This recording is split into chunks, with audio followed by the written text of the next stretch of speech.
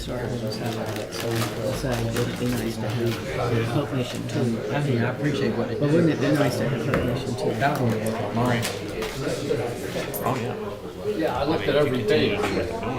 Yeah, yeah. And you put the right person at the helm. John too. Yeah. Or Deputy John. Or Yeah, 2.0, 100%. Yeah. Yeah, that, and they're not getting Just say John. Yeah. John, it's good to see you. John.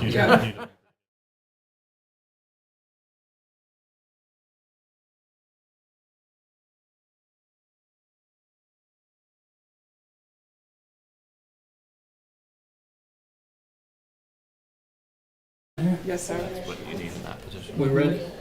Yes, sir. Good morning and welcome to the September 15, 2025 regular session of the Craven County Board of Commissioners. Madam Clerk, would you call the meeting to order? Commissioner Mitchell, Yes. Commissioner Smith, Yes. Commissioner Howard, Yes. Commissioner Hunt, Yes. Vice Chairman Jones. Here. Chairman Booker. Here. Ladies and gentlemen, if you would rise, we're going to hear the prayer by the County Attorney Grady, and then we're going to do the Pledge of Allegiance. Merciful God, we give you thanks for giving us another day. Bless this place and surround us with your spirit. May your divine blessings shield and protect us from all attack, destruction, storm, sickness, and all that might bring evil to your people or shake the soul of this nation and county. Guide and protect these county commissioners and all county employees. May the comings and goings of your people be under the seal of your loving care, and may all that is done be for your greater honor and glory. Amen. Amen. I pledge allegiance to the flag of the United States of America and to the republic for which it stands, one nation under God, indivisible, with liberty and justice for all.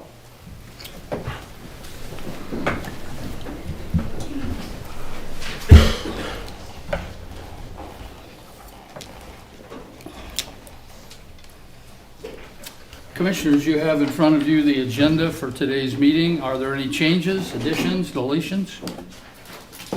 Move that we approve the agenda as written. Second. We have a motion and a second to approve the agenda. Madam Clerk, please call the roll. Commissioner Mitchell, Yes. Commissioner Smith, Yes. Commissioner Howard, Yes. Commissioner Hunt, Yes. Vice Chairman Jones, Yes. Chairman Booker. Yes. The next item on the agenda says Chairman's Privilege, so I'd like to take a moment to remember Tom Mark, who sat here for many years, passed away actually the day after our last meeting, or shortly after our last meeting, 2 weeks ago. First thing I'd like to do is have a moment of silence.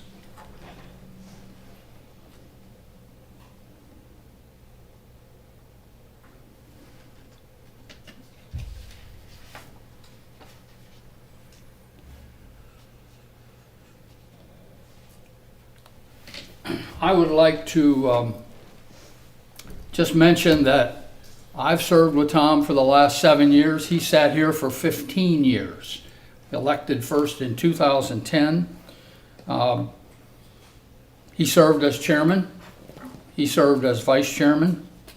Vice Chairman Jones described him as a fighter, and I would second that. He was passionate about his responsibility as a commissioner.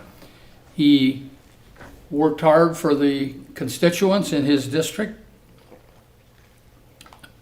When you describe him as a fighter, the public didn't know, and we didn't really know what he was going through the last, I would say, 2 to 3 years with some serious illnesses. Yet he showed up whenever possible. He was under a lot of pressure because of that, and yet he soldiered on. So, Tom, you're going to be missed. The funeral is set for September 26th at 11 o'clock at the Convention Center. It's described as a memorial service. So any other commissioners want to make a comment? Now would be the perfect time to do that. I'll just say this out of respect for him. I'm going to have the opportunity to speak at the memorial service, so I'll hold most of my comments for that. But if you wanted to know Tom's opinion, and I say this out of respect for him, all you had to do is ask him, and he'd give it to you with a little bit of bark behind it. He was strong, opinionated, and you know, we were vastly different, and I'll speak about that too. But you know, he was a friend and champion for many things that I would have not thought he would have championed. And I enjoyed working with him. Likewise. Anyone else? Okay. Next item on the agenda is number 1 is the Hope Mission of Coastal Carolina. John Sauerkeys. Perfect. I'm sure it wasn't perfect, but that's as good as I can do. Thank Welcome. you, ladies and gentlemen. Welcome. Thank you.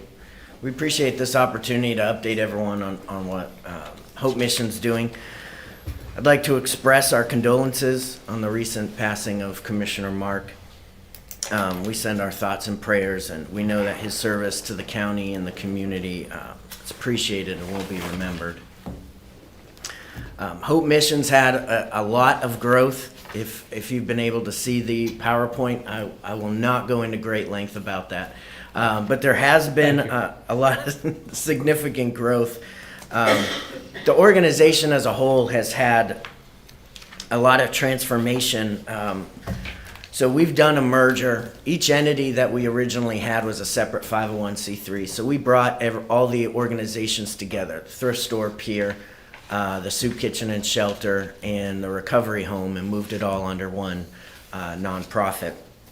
And we can actually start on the slide deck at slide 6, please.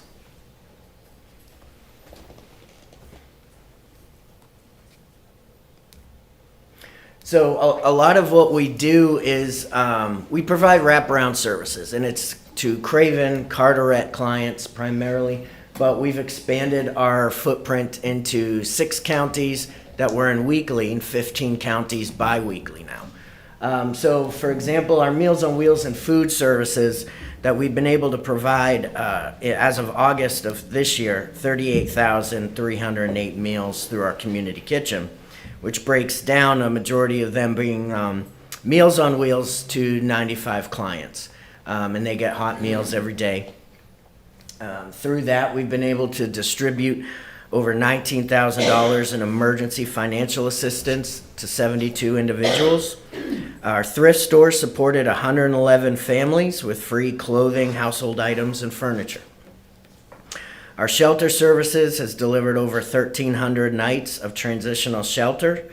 And our volunteer impact, which we've really expanded on over the last 18 to 24 months, has grown, where we've engaged over 1,100 volunteers, and they've given over 17,000 service hours across the various departments of Hope Mission. We've organized key fundraising events, things like empty bowls and our annual golf tournament. Next slide, please. So our recovery services program expands now to 6 counties: Craven, Carteret, Pamlico, Jones, Onslow, and Beaufort. And through that, we've moved up north, and we're in additional counties up north, providing recovery, reentry, and open referral resources. So if someone needs a bed, they can come to Hope Mission if it's recovery or it's reentry. We've got separate programming that addresses those needs of those individuals. This year we implemented clinical services. We brought on a clinical team of licensed addiction specialists and social workers and mental health counselors. We've also started veteran programming within our organization, so we're able to work with homeless vets. Near and dear to my heart, as I'm a retired Marine, and I know the challenges that exist in working with that population. Our anti-stigma campaign, which we started last year, Peers on the Beach. We put peer support specialists, who are those who have lived in long-term recovery and have been through a certification process through the state in mental health, substance use, certified older adults, and veterans.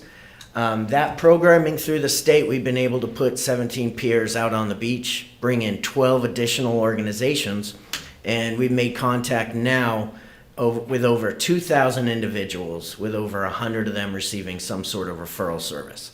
And it's not necessarily us they can come to. There are other organizations that they can utilize through this programming.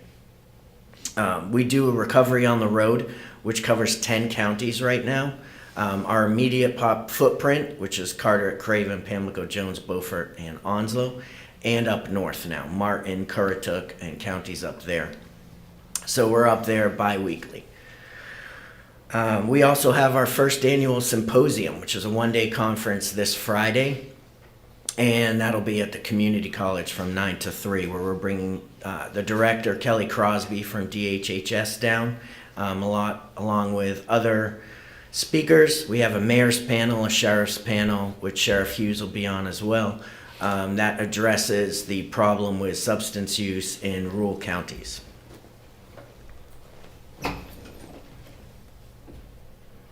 Next slide, please. So our clinical services, which we've been working on the last couple years and officially gone into effect this year, offers outpatient, so anyone can come in with a referral and can get services through us, psychotherapy and substance use treatment. What we did was we took our main office building, and we're in the process of getting it licensed through the state. So while we're doing that, it should be towards the end of the month we receive our licensing. And through that, we'll be able to offer SAIOP, which is Substance Abuse Intensive Outpatient, as well as SACOT, Substance Abuse Comprehensive Outpatient Treatment. Those will be available to anyone that needs it, in addition to our residential treatment as well. We also offer psychotherapy. Our Director of Clinical Services, Christine, she works a lot originally in the veteran community, so she's been helping us stand up our veteran mental health programming. So we're able to offer accessible services to all, and it's all free of charge. Next slide, please. This is currently our footprint of where we've been moving into, identifying rural counties that were resource deserts, that didn't have anything. So by putting peer support specialists and licensed clinicians out in these communities, we're able to offer an opportunity for someone that doesn't have hope to be able to receive some sort of service or get referral to another programming.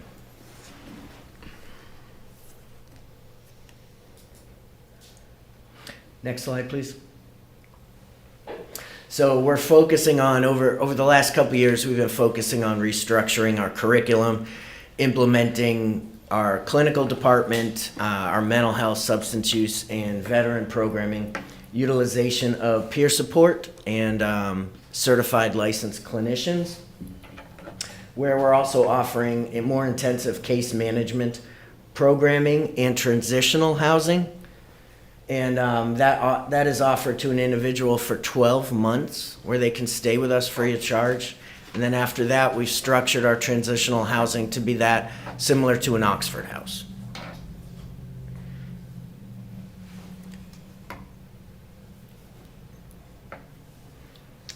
Could you please go to slide 13?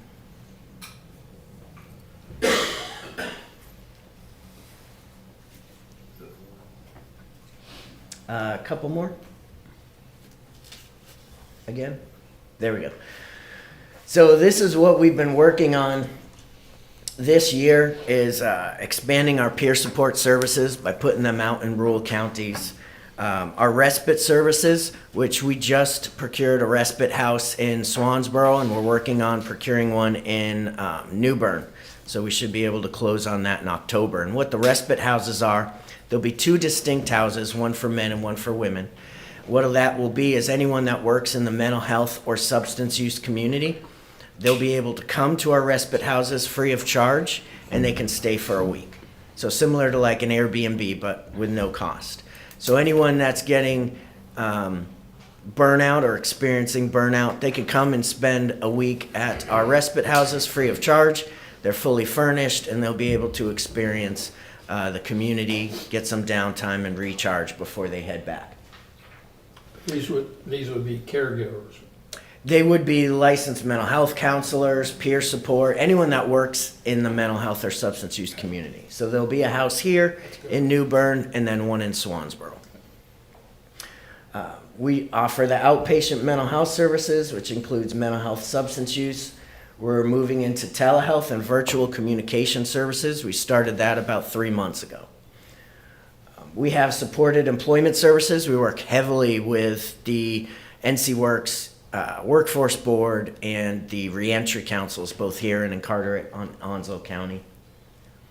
Our comprehensive case management system and our community support team, which our CST team should be coming online in January of 2026, which that will put a specific team, peer support specialists, licensed clinicians, and a nurse or a doctor, which we're still working through, out in the community to work with individuals.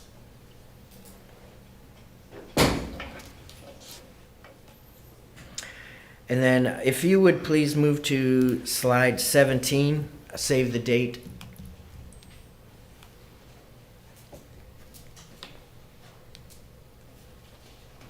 So this is our Peers on the Beach anti-stigma campaign on the left, and we do that from June to September on beaches. Last year we were on 1 beach, this year we're on 2, and every year we'll be adding another beach. So we're advocating for new mental health providers, substance use providers, peer support organizations to come and partner with us. It's just an opportunity to be out in the community offering resources and trying to break the stigma of mental health and substance use. And then on the right is our 2025 Fall Symposium flyer, which discusses the focus on substance use crises that we're experiencing in rural counties. Next slide, please. So our goals for the following year is to become a statewide provider. We're working heavily with Trillium and Medicaid and Medicare, and we're utilizing those systems to enhance our Meals on Wheels programming, our case management for those that are homebound, and as well as working with new LMEs across the state to incorporate new programming for substance use and mental health.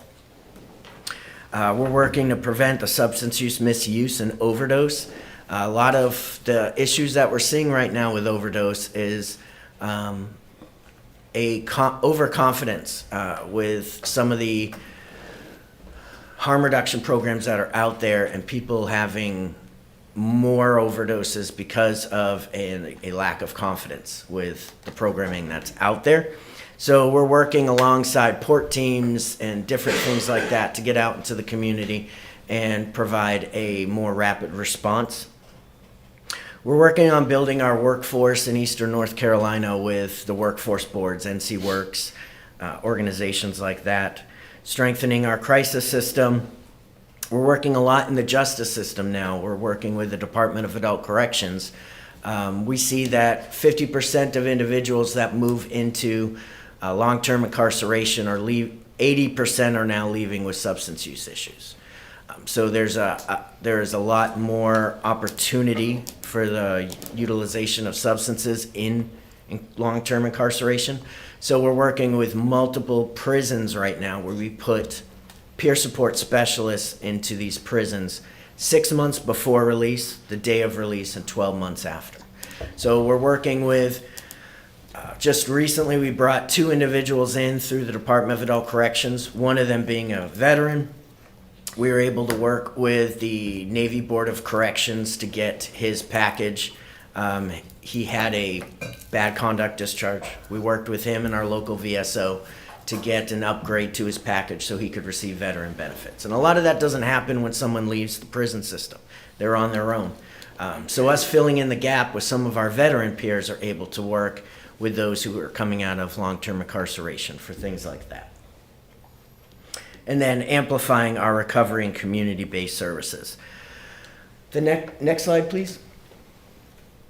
We were able to be the benefactor of a $5 million grant through DHHS and Trillium, and we'll be building a facility starting in December.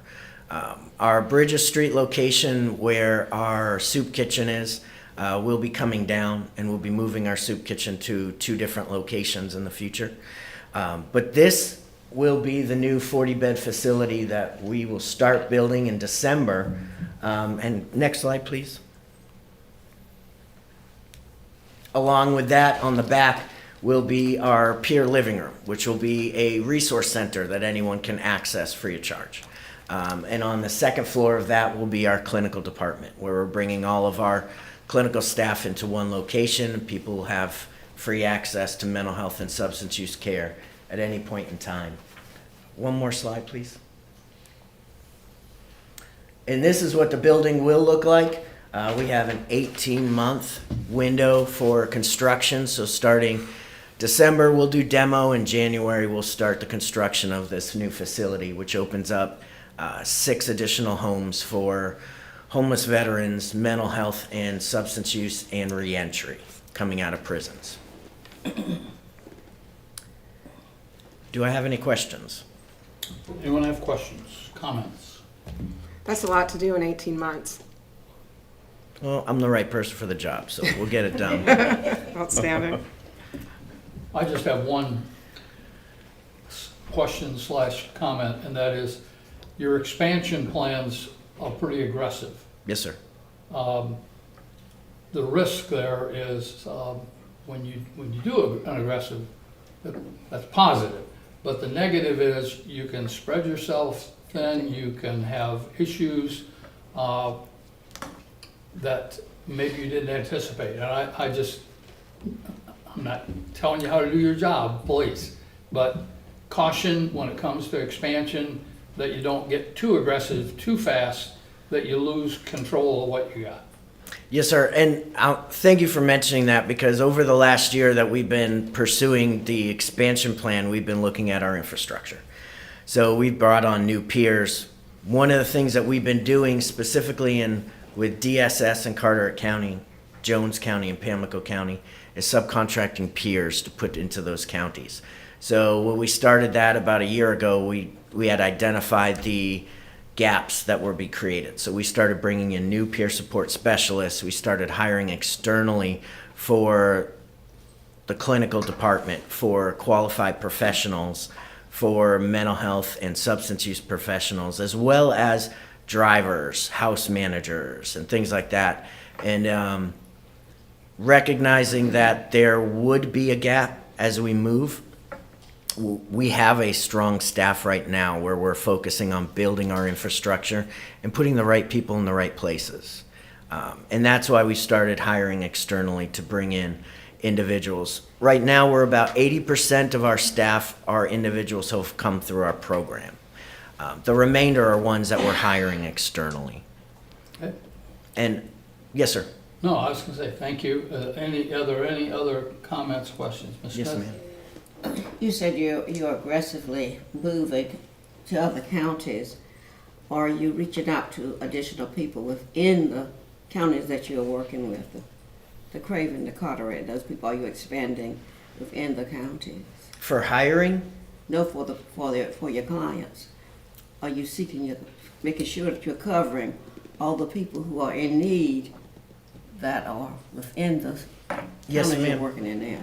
and that's where we've been putting like efforts like Recovery on the Road.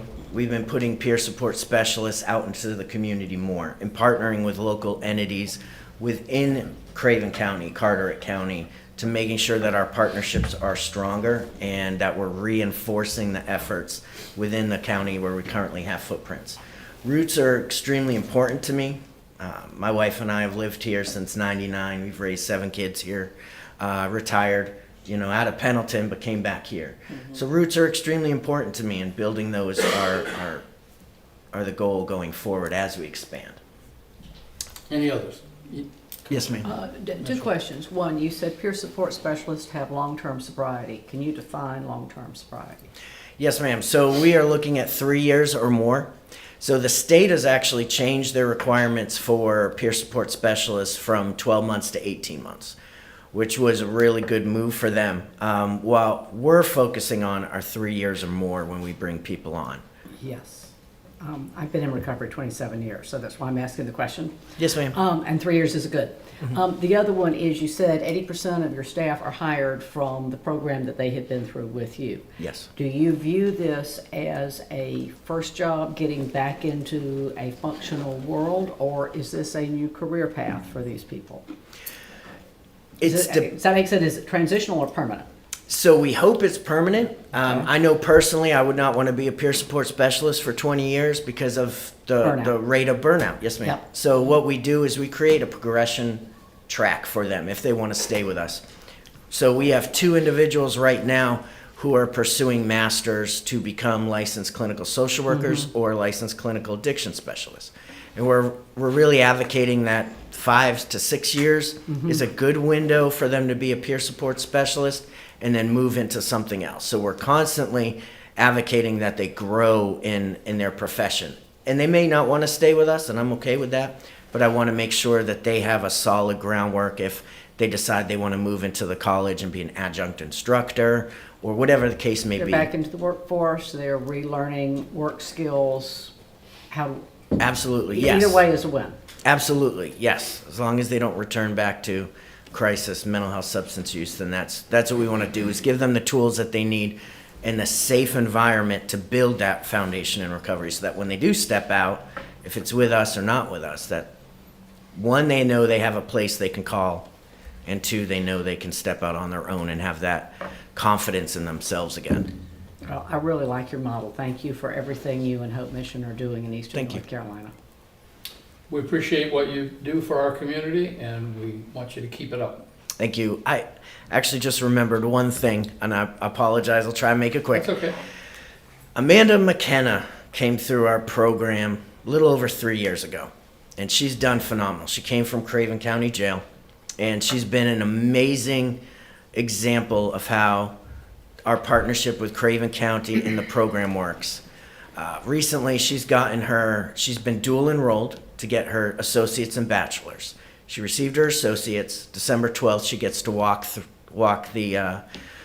and receive her her bachelor's degree, December 12th. She recently had her sentencing in June, and she has to report to Department of Adult Corrections December 16th. She is currently our women's program director. She's been married. She got her child back. She's doing phenomenal. She's a benefactor of what the governor's program did for opioid settlement. And last week we were up at the REI symposium and got a chance to break away and go to the state reentry council meeting. So I brought Amanda up with me, and I brought her husband Matt, and we brought a clemency package with us. And during public comment, we stepped up and went in front of Anna Stein and gave her the clemency package. And being able to advocate and give Amanda her own voice in front of the governor's wife got us a meeting on the 25th with him and his legal team at 1 p.m. So we're going to discuss clemency with him and his team on the 1st and advocate that the partnership that Craven County and Hope Mission has had will greatly benefit individuals, hundreds of women in the future, if Amanda's allowed to stay with us. So I just wanted to say thank you for that opportunity, because Amanda is a star. She's a rock star. She's going to change. She's going to change the landscape of Craven County. So thank you. Thank you very much. Item number 2, Commissioners, is the consent agenda. The minutes from the September 2nd session, regular session, tax releases and refunds, requests for addition to a state-maintained secondary road system, King Creek subdivision, Health Department updated fees request, Downtown New Bern Air Show lease, and 2025 Mumfest lease. Are there any changes, additions, deletions to the consent agenda? Hearing none. Move we accept the consent Second. agenda. Okay, got a motion and a second. Madam Clerk, call the roll, please. Commissioner Mitchell, Yes. Commissioner Smith, Yes. Commissioner Howard. Yes. Commissioner Hunt. Yes. Vice Chairman Jones. Yes. Chairman Bucher. Yes. Okay, now item number 3 under departmental matters. Airport Federal Aviation Administration FAA grant funding approval. And it is not Andy Shorter. Andrew is not able to be here today, so stepping in for him is Ray Dunn. Good morning, Ray. Thank you, Mr. Chairman, honorable members of the County Board of Commissioners. Appreciate you having us and hearing us. We'll be brief in our presentation this morning. I know you're busy. This is for our 2025 fiscal year airport improvement grant from the Federal Aviation Administration. It is in the amount of $867,508. We normally have about $1.3 million. That can certainly vary year by year. We are able to roll over the remaining $400,000 and change into the fiscal year 2026. This specific grant is for the runway safety area at the end of runway 22. This is just a broad diagram of the runways at the airport. Runway 22 is the runway closest to Williams Road and proposed Interstate 42. You go to the next slide, I think we can see in more detail. The trapezoid on this diagram first is our runway protection zone. Within that runway protection zone is a smaller trapezoid, and that is the runway safety area. It is at the end of the extensions of runway 22. So we're having an extension of runway 22. This grant is not for the extension of runway 22. It is for the runway protection zone that is at the end of runway 22. And you'll see there's also on that diagram the extension of a taxiway, and the triangular or the yellow and red is the blast pad at the end of the runway extension, the blast pad for jets taking off, also for safety in the event you needed an extension for landing for any reason. The bottom slide is probably certainly more difficult for me to see, but the area in tan is the runway protection zone, and so this grant is for design and permitting within that runway protection zone. The grant itself, we've got one last slide, but I don't believe it would be relevant for your consideration today. The grant itself has not been signed by FAA. We are assured that it'll be delivered today or tomorrow, and they gave us until like September the 18th to get it back to them. So we're in hopes the grant will arrive. Mr. Grady and I have dealt with this fire drill before. The moment it comes in, I'll scoot it over to Mr. Grady. We will need if approved, we will need the chair to sign the grant when it comes through. We will do our best to make this as expeditious as possible. We have here today, if you have any difficult questions, I'd ask that you please ask Mr. Pope. He is the chair of the Airport Authority. He also happens to be an engineer, and he can actually read these slides before you. So are there any questions? Any questions for either Ray Dunn or Bill Pope? Please save the hard ones for Mr. Pope. I second. We got a motion and a second. All in favor? Aye. Thank you for your time. Nobody opposed. Thank you very Thank you for your much. time. Mr. Chairman, if I may just make a comment. Yes. I have the opportunity to serve with Bill. He's an exceptional chairman to our board. He invests a lot of time to our airport. And Ray Dunn, we can't say enough good about him. He's been around a long time. He knows everything there is to know about our airport, and we appreciate your leadership too. Thank you. Thank you, Commissioner We Jones. appreciate both of you and what you do, Bill. I know you don't get paid a lot for this. Like nothing. Yeah. Thank you. Thank you. Honor to serve. Okay, thank you very Thank much. you for your help. Appreciate it. Okay, next under planning, Chad Strawn, Planning Director, and he's got a couple folks with him today. Sir, good morning, good morning. Good morning. Before we get into the update of our Central Single Family Rehab Program, I'd like to introduce two folks that work with Insight Consulting Group.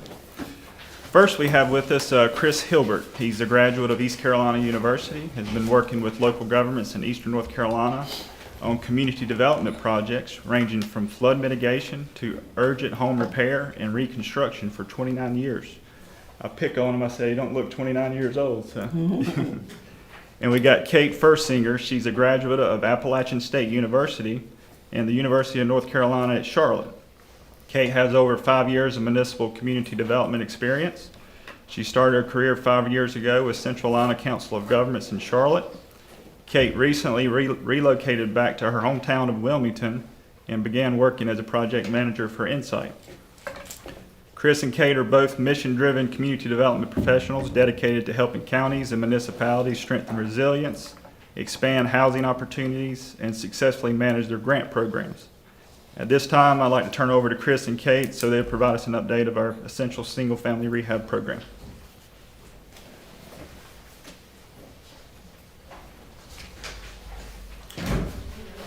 Thank you, Chad. Welcome. Again, I appreciate the introduction, Chad.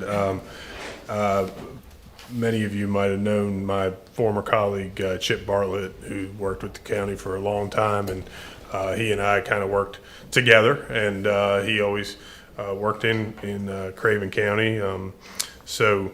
What we're trying to kind of do, since he is now working with the Council of Governments, we're trying to transition.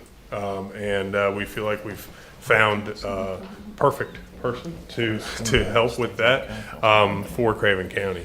I'm kind of standing in as a mentor for Kate, and so wanted to introduce that, but also kind of give you an update for where things stood with the North Carolina Housing Finance Agency program.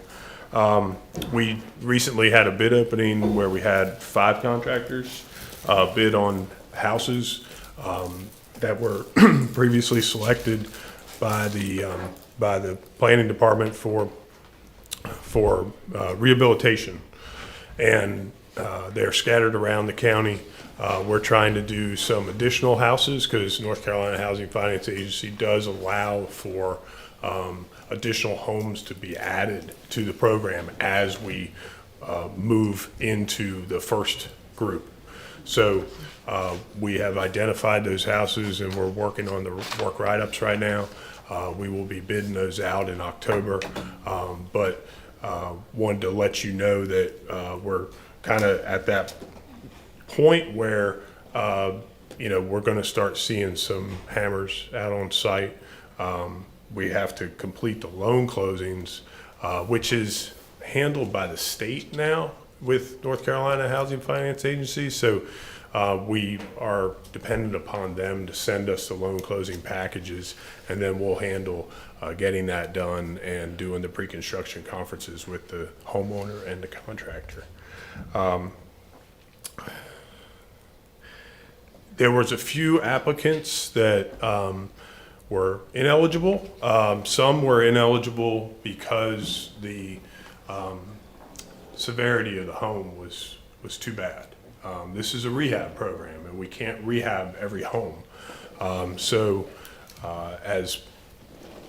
trying to kind of fit everybody into the right program, which I know Craven County has done a lot of programs over the years. So we have some of those applicants that we're currently looking at for the CDBG application, because CDBG can do reconstruction of homes, not just rehab.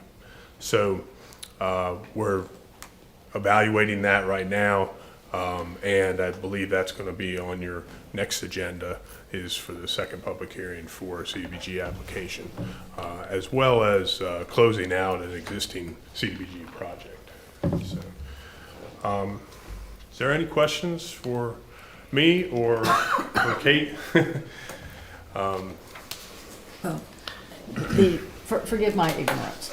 how does a homeowner come to your attention of being a potential applicant for this service, and how is this person in this home selected?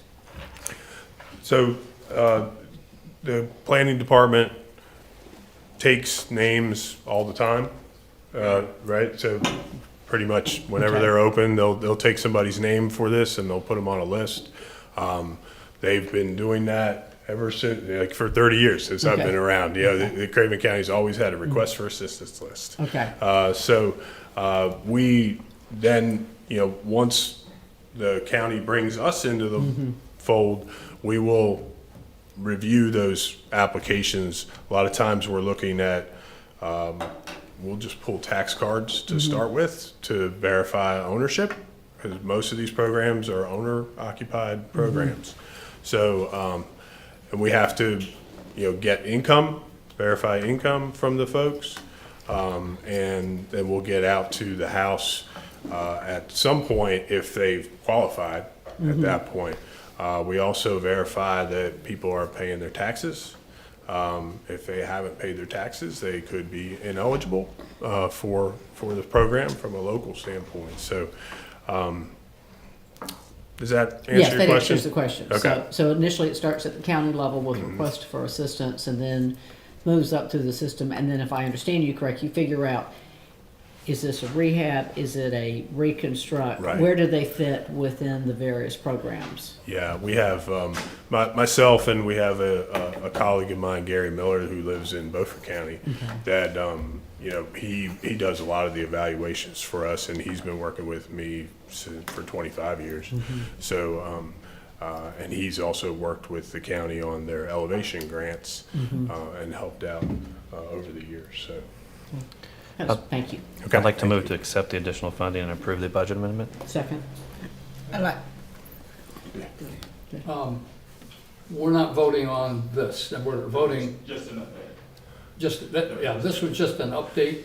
Yeah, there's We're a gonna, second. next, we're gonna get to the That's right. opportunity to vote, correct? That's correct. Okay. Thank you, Chris, Kate, for coming and kind of clarifying how this works.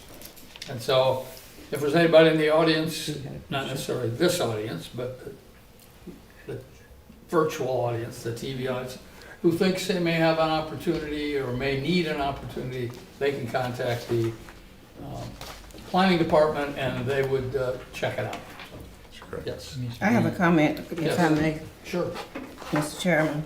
I'd like to say, many of these properties are in my district, and it's Chad Armstrong and his group, and you have done a marvelous job of working with people to make repairs that need to be made that they cannot afford to do, from ramps to what, you know, right on to larger projects, and I do appreciate that.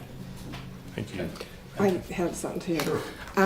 Correct me if I'm wrong, but this program, these 5 homes that were identified, didn't they also have a stipulation in there that they be senior citizens and/or persons with disabilities? Right, it's an income-based program, but we also look at special populations, which is elderly status or disability. I believe NCHFA also has a veterans angle to them as well. So, and then, you know, anything on CDBG side is kind of the same thing. We're tracking those and measuring those, and reporting all that back to the funding agencies. This is coming out of North Carolina Housing Finance Agency. It's home funds, which is different than CDBG. So there's 2 different funding sources out of the housing and urban development. There's no guarantee that the client will qualify, but Chad's group is quick to respond when you ask for help in this area. And I'd like to mention that. Okay, thank you. Thank you. Okay, item B. All right. So to follow up on that update, since we have done really good with the help of the consultants, the North Carolina Housing Finance Agency has agreed to award us funding for 3 additional homes. The county originally received funding for 3 homes back in October of #23, resulting, that's $162,000. We're going to receive an additional $162,000 to complete 6 structures, with more in the queue that we will be submitting to the state, that I'll bring a budget amendment back to you in the future. But today's ask is, at this time, we request the Board of Commissioners to formally accept this additional funding, approve the budget amendment and project ordinance in the amount of $162,000. So moved. Second. Okay, we got a motion and a second. Before we vote, I would just make a comment. It looks like these are spread all over the county. A couple in Havelock, 1 out on Spring Garden, and 4 have a New Bern address. So That's right. That's good. Yep. It's not all in one concentrated area. So, Madam Clerk, would you please call the roll? Commissioner Mitchell? Yes. Commissioner Smith? Yes. Commissioner Howard? Yes. Commissioner Hunt? Yes. Vice Chairman Jones? Yes. Chairman Booker? Yes. Motion passes. Thank you, sir. Item C. All right, so this is a little different subject, but this is the Emergency Service Consulting Contract Renewal. Craven County has historically maintained a pre-positioned contract for emergency services consulting through the Solid Waste Department. This contract allows us to maintain compliance with state and federal regulations in order to ensure eligibility for reimbursement of public assistance funds in the time of disaster. So this is like debris monitoring, our project that we had out on the riverfront with our living shoreline. That's just a couple of examples. The selected contractor, Insight Consulting Group, has provided essential supporting consulting support not only for the solid waste initiatives, but also public assistance and resiliency efforts in collaboration with the Craven County Planning Department. The consulting contractors contribute to this effective and meaningful benefits across both departments. Craven County awarded Insight Consulting Group the contract in September of 2023, with the agreement set to be renewed each year. County staff are now asking the Board of Commissioners to approve the renewal so the consulting services can continue into the 25-26 budget year. Okay, we're asked to approve the renewal with Insight Consulting Group and authorize the county manager to execute all the necessary documents related to the renewal. Do I hear a motion? So moved. Second. I have a motion and a second. Would you call the roll, please?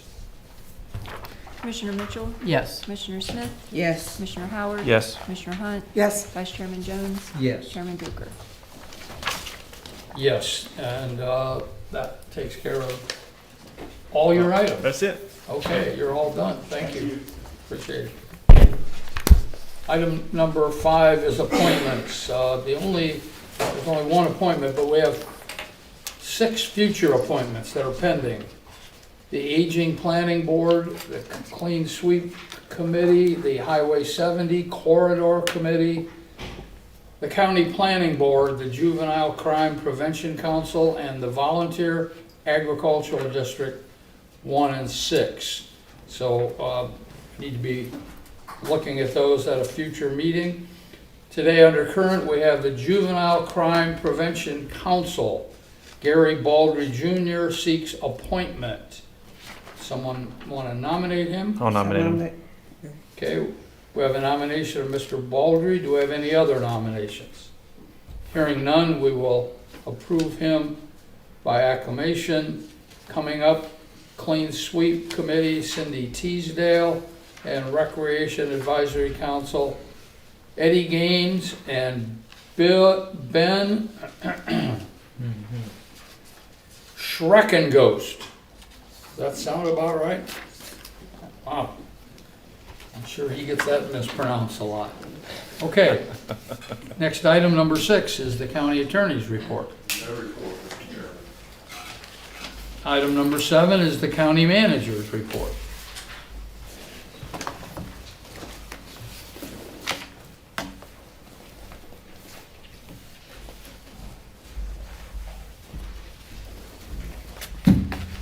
Good picture, Tom.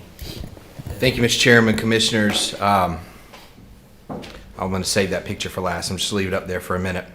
Over the last couple weeks, I was able to attend last week the Kerswamba meeting out at the landfill here in Craven County. Lots of good stuff going on out there. Obviously, we've moved past the budget. We'll continue to focus on capital plans for the new landfill cell. Vice Chairman Jones and I both are intently watching how that's going to affect future rates for solid waste disposal at the landfill and in our convenience sites. Transfer stations. Other than that, they're continuing to work on their methane gas to energy program. There's been a little hiatus in that due to the source and some water issues. It appeared, Vice Chairman Jones, all that was working itself out, and they've got a path forward. There is some construction that'll have to happen, but should be in the near future. A couple reminders for commissioners. This Wednesday, September 17th at 5 p.m. at Carolina Colors Pavilion will be the annual C1A meeting. This will be the opportunity to hear from speakers who have worked with either the C1A or the Craven County Economic Development Department. Over the last year, there's some really interesting speakers. I think what Jeff did this year is he's got the CEO of a couple companies that chose Craven County for either expansion or a new location. So to hear why they chose here, what their business is doing, and how we're growing here in Craven County. Always a great event, and would encourage you to attend if your schedule allows. On September 29th at 10 a.m. at the Craven County Senior Center at 411 George Street, we will have a ribbon cutting. We are now complete and it is back open, and the seniors are very much enjoying it. On Friday, Commissioner Smith and I rode by and saw lots of activity getting it ready for September 29th. We will have a plaque unveiling and a ribbon cutting that morning, so look forward to you being there as well. That was my comments. I know the chairman started out with a moment of silence, but I put this picture up. Gene actually found this last week, and I thought it was who Tom was. Vice Chairman Jones and I have talked about Tom a whole lot over the years because they share a lot of commonality with the types of districts that they have, the rural nature of it, the things that they need, agriculture. And back in the early 2010s, maybe Vice Chairman Jones may have been the only commissioner here, we started a program called Creek Snagging. Chad and his team, Jason walked out, but they were instrumental with our soil and water conservation program to clear out debris in streams and creeks and drainage canals so that the flooding wouldn't be as bad if we had a hurricane or a large rain event. Tom was a champion of this program, and this picture talks a lot about it. Tom was probably 83 years old, and he got in that kayak that day because he wanted to see what Little Swift Creek looked like after we finished, because he knew the impact that would have on his district. And I guess the proof was in the pudding, and I can remember back in 2018, pretty much 7 years ago yesterday, but it was a few days after, Tom and I were talking about potential riverine flooding in the Vanceboro and western part of the county after Hurricane Florence. And when it was all said and done and the flooding wasn't that bad, Tom said to me, I think it's a lot about the faith the commissioners put in this program. And I know it meant a lot to him to have your support to do that. And Jason was here, he would have told you the week before they were out, the largest water moccasin in the history of water moccasins was on a tree limb about 3 foot from Jason. So he was a little wary of going back out, but Commissioner Mark got there. And as you can tell, this is a rugged adventure. If you don't know if you can see the boat there, this isn't a yacht. This is a little old boat going up a creek in western Craven County. So Tom meant a lot to the staff. He meant a lot to all of us. We're going to have a little bit more at the next meeting. We're going to have a video montage and things, and hopefully get Tom's wife here and talk with her. But he meant a lot to us. He was a presence. I told someone last week the thing I liked most about Tom was he never sugarcoated anything with me. Sometimes I think I caught him with the best idea when he was chairman, and he would let me know it wasn't. But I appreciate that. It made me a better manager, a better person. That's all I have, unless you have things for me. I have anything for the county manager. Thank you. Thank you, sir. Last item on the public agenda would be the commissioner's report. Would you like to start? Commissioner Smith? I have nothing. No report? No report. Commissioner Hunt? No report? No report? No report? Wow, this is a record. You gotta have one. Huh? No. Okay, I just have one then. We're gonna have one. And that is, it was a sad week when we heard about Tom's death, that it was a sad week this week as we heard about the assassination of Charlie Kirk. Let's hope that our country can move forward with speaking without taking action. We value free speech. We value the First Amendment. We are unique and blessed as a country to be able to speak what we believe, but we should do it in a respectful manner, and I'm sure everybody in this room agrees with that and does that. So that would be my only comment. And we need to remember his wife and children in our thoughts and prayers, as it was a horrible, horrible thing. So, County Manager? I forgot, and I'm sorry, Mr. Chairman, I didn't mean to interrupt you, but I was going to say one last comment. Tom Mark was the only man I know to go on that boat in Italian loafers. And he did. No snake boots for him, so that was him. Sorry, I left out the most important part. I realized it when I sat down, so. Yeah. Okay, that will include our public meeting. We're now being asked to go into closed session. The board requested to go into closed session pursuant to NCGS 143-318-11A5, property acquisition. Do I have a motion? So moved. Second. Also need to add subsection A4 for an economic development matter. Thank you. So moved. Do I have a Second. motion? And a Motion second? and a second.